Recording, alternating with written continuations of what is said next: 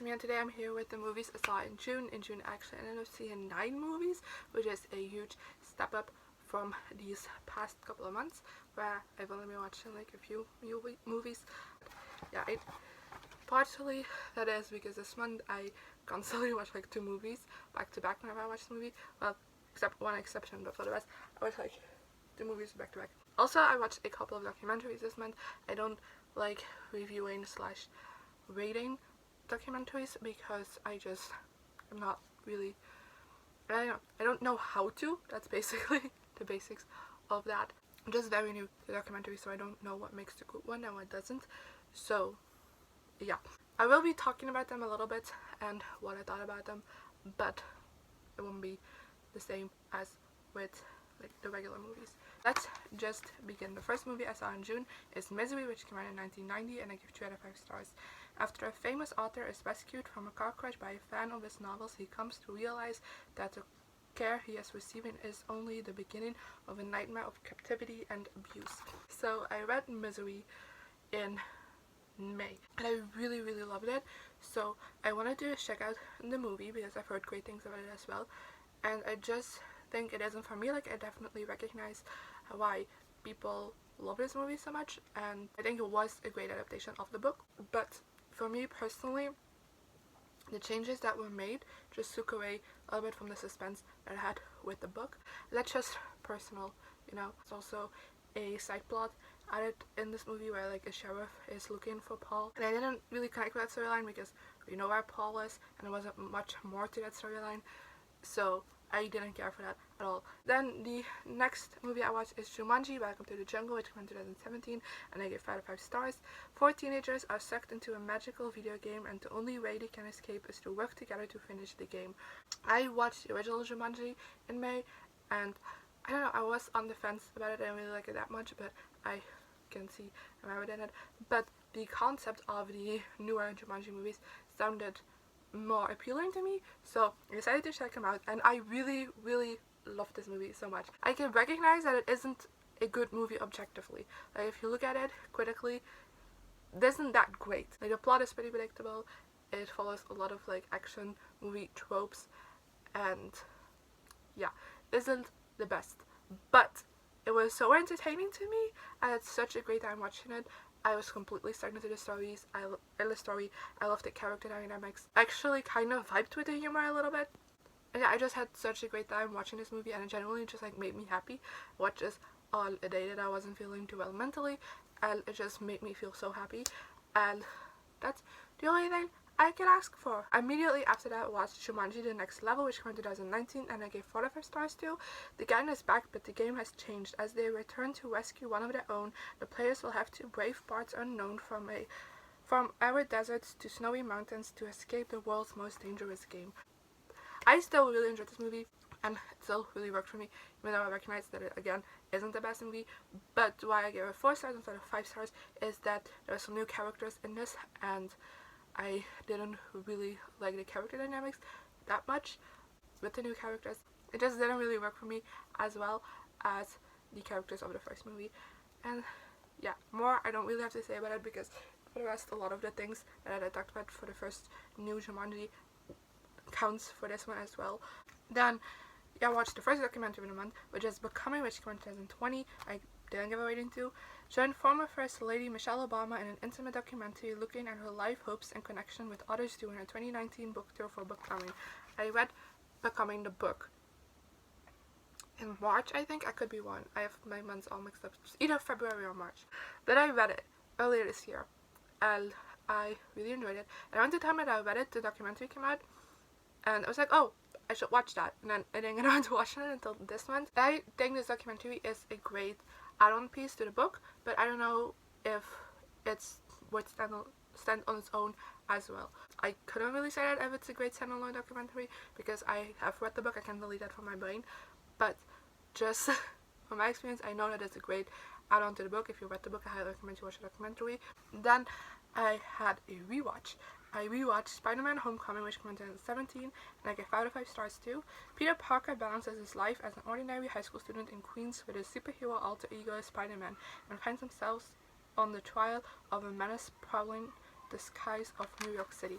Hi, this was my first movie that I watched from the MCU. Originally, I watched it when it came out in theaters because Zendaya. I was gonna give you another reason, but I couldn't. That was the first MCU movie I watched, which definitely isn't, this movie definitely isn't the best starting point for the MCU at all, because a lot of things, like minor things in the movie, I feel like Peter Parker's story works without having seen the rest.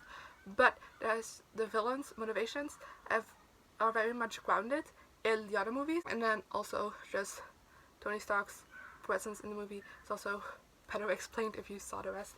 I still really loved it when I originally watched it, and I since then have been wanting to check out the MCU, and it took me until last year to do that, and now I'm in love. I really love the MCU, and I recognize that this isn't like the best movie in the MCU. That's not my favorite in the MCU, but I still love it a lot.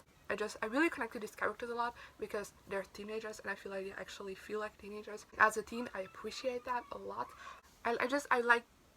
Spider-Man is my favorite MCU superhero, so that also has to do with something. I just really like Peter Parker's character. Then I watched Feel the Beat, which came out in 2020. I gave 4 out of 5 stars to. After failing to find success on Broadway, April returns to her hometown and reluctantly is recruited to train a misfit group of young dancers for a big competition.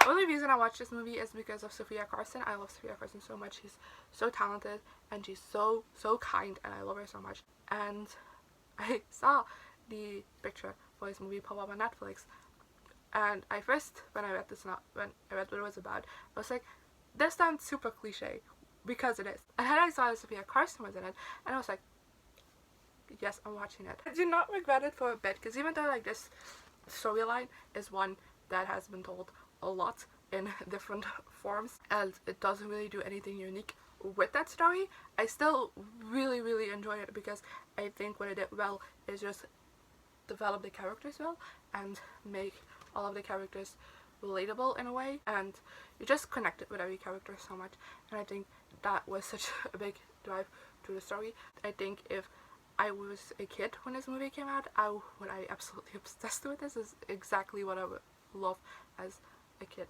So yeah. Then I watched 13th, which came out in 2016, and I didn't give a rating to. An in-depth look at the prison system in the US and how it reveals the nation's history of racial inequality. With the whole Black Lives Matter movement going on, this is one of the documentaries that has been pushed to the forefront of things you should watch to educate yourself, and so I did, and I was baffled. I do have to say that I'm from Belgium, and my history classes are very Europe-centric, and I didn't learn a lot about the US except when it like had influence on what happened in Europe, you know? So I never learned about any of this. I also watched an interview with Ava DuVernay, who is the director of this documentary, with Oprah, which is on Netflix as well. I recommended it right after I watched it, so I watched it as well. And she talked about how she felt it important to discuss this topic with everyone, from left side politicians, right side politicians, people who are disadvantaged by the system, and people who are creating the system. And I think it was so interesting to see all those perspectives. Then I watched Disclosure, which came out in 2020, and I didn't give a rating to. An in-depth look at Hollywood's depiction of transgender people and the impact of those stories on transgender lives and American culture. This documentary, I highly recommend you watch if you're one of these people who are like, why does representation matter? Because this one explains it so well. It explains what representation in media does to people who identify as transgender or homosexual, like whatever. This is just specifically focused on transgender, but like it's important for people who identify as this minority group that are represented, and it shapes the way our society views that minority. And this was just focused on transgender lives, and I do think it's very like basic information, and it's just like an introductory documentary if you're like trying to educate yourself on transgender lives and transgender lifestyle history. We have already arrived to the last movie I watched this month. That's The Health of It, which came out in 2020, and I gave 5 out of 5 stars to.